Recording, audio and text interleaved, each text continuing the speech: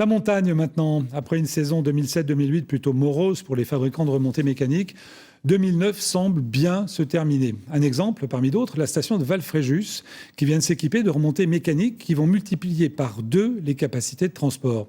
C'est aussi un budget record pour la Savoie, 15 millions d'euros, financé entre autres avec l'aide du Conseil général. Alors objectif, redynamiser cette station de Haute-Maurienne, Henri Zaninetti et Bernard Portugal. Une télécabine 8 places pour le premier tronçon et un télésiège débrayable 6 places pour accéder au sommet du domaine. 2 équipements ultramodernes dont vient de se doter Val-Fréjus. Une station presque moribonde en 2007 à la suite de la faillite de son gestionnaire, la société Transmontagne. Un chantier de 15 millions d'euros qui interpelle. Pourquoi ? Parce que le gestionnaire des remontées mécaniques a pu montrer à tout le monde, donc au département, que le fonctionnement pouvait s'équilibrer et même qu'on pouvait avoir un petit excédent de fonctionnement qui permettait de financer une partie des investissements.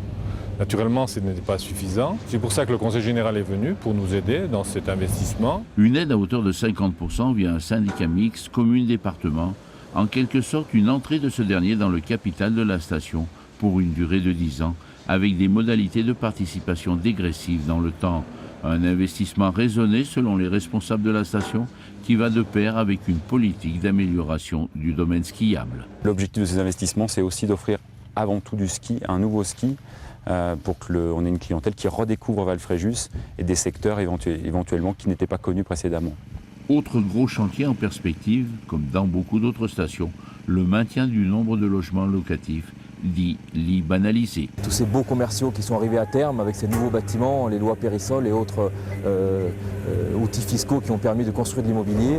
Aujourd'hui, l'arrivée en fin de bail de ces lits pose un problème, c'est qu'il faut inviter les propriétaires à laisser leur appartement en circuit de commercialisation puisque c'est le nombre de lits qui détermine le chiffre d'affaires des remontées mécaniques.